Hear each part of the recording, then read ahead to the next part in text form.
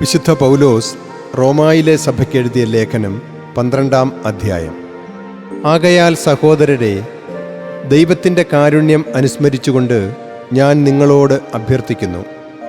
നിങ്ങളുടെ ശരീരങ്ങൾ വിശുദ്ധവും ദൈവത്തിന് പ്രീതികരവുമായ സജീവ ബലിയായി സമർപ്പിക്കുവിൻ. ഇതാണ് നിങ്ങളുടെ ആത്മീയമായ ആരാധന. നിങ്ങൾ ഈ ലോകത്തിന് അനുരൂപരാകരുത്, പ്രത്യുത നിങ്ങളുടെ മനസ്സിൻ്റെ നവീകരണം വഴി രൂപാന്തരപ്പെടുവിൻ. ദൈവഹിതം എന്തെന്നും നല്ലതും പ്രീതിജനകവും പരിപൂർണവുമായത് എന്തെന്നും വിവേചിച്ചറിയാൻ അപ്പോൾ നിങ്ങൾക്കു സാധിക്കും. എനിക്ക് ലഭിച്ചിരിക്കുന്ന കൃപയാൽ നിങ്ങളിൽ എല്ലാവരോടും ഞാൻ പറയുന്നു, നിങ്ങളെക്കുറിച്ച് കരുതേണ്ടതിൽ ഉപരിയായി സ്വയം കരുതരുത്. മറിച്ച് ദൈവം ഓരോരുത്തർക്കും നൽകിയിരിക്കുന്ന വിശ്വാസത്തിൻ്റെ അളവനുസരിച്ച് വിവേകപൂർവം ചിന്തിക്കുവിൻ.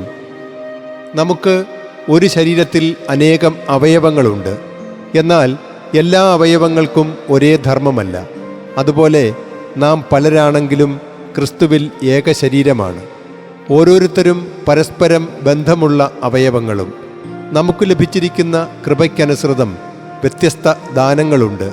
പ്രവചനമെങ്കിൽ വിശ്വാസത്തിൻ്റെ അളവനുസരിച്ചും, ശുശ്രൂഷയെങ്കിൽ ശുശ്രൂഷയിലും, പ്രബോധകൻ പ്രബോധനത്തിലും, ഉപദേശകൻ ഉപദേശത്തിലും ഉപയോഗിക്കട്ടെ. ദാനം ചെയ്യുന്നവൻ ഔദാര്യത്തോടെയും, നേതൃത്വം കൊടുക്കുന്നവൻ തീക്ഷ്ണതയോടെയും, കരുണ കാണിക്കുന്നവൻ പ്രസന്നതയോടെയും പ്രവർത്തിക്കട്ടെ. സ്നേഹം നിഷ്കപടമായിരിക്കട്ടെ. തിന്മയെ ദ്വേഷിക്കുവിൻ, നന്മയെ മുറുകെ പിടിക്കുവിൻ. അന്യോന്യം സഹോദരതുല്യം സ്നേഹിക്കുവിൻ. പരസ്പരം ബഹുമാനിക്കുന്നതിൽ ഓരോരുത്തരും മുന്നിട്ടു നിൽക്കുവിൻ. തീക്ഷ്ണതയിൽ മാന്ദ്യം വരുത്താതിരിക്കുവിൻ. ആത്മാവിൽ ജ്വലിക്കുവിൻ. കർത്താവിനെ ശുശ്രൂഷിക്കുവിൻ. പ്രത്യാശയിൽ സന്തോഷിക്കുവിൻ. ക്ലേശങ്ങളിൽ സഹനശീലരായിരിക്കുവിൻ. പ്രാർത്ഥനയിൽ സ്ഥിരതയുള്ളവരായിരിക്കുവിൻ. വിശുദ്ധരുടെ ആവശ്യങ്ങളിൽ പങ്കുചേരുവിൻ. അതിഥി സൽക്കാരത്തിൽ തൽപരരാകുവിൻ. നിങ്ങളെ പീഡിപ്പിക്കുന്നവരെ അനുഗ്രഹിക്കുവിൻ. അനുഗ്രഹിക്കുകയല്ലാതെ ശപിക്കരുത്. സന്തോഷിക്കുന്നവരോടുകൂടെ സന്തോഷിക്കുവിൻ. കരയുന്നവരോടുകൂടെ കരയുവിൻ. നിങ്ങൾ അന്യോന്യം യോജിപ്പോടെ വർത്തിക്കുവിൻ. വലിപ്പം ഭാവിക്കാതെ എളിയവരോട് ചേർന്നു നീങ്ങുവിൻ.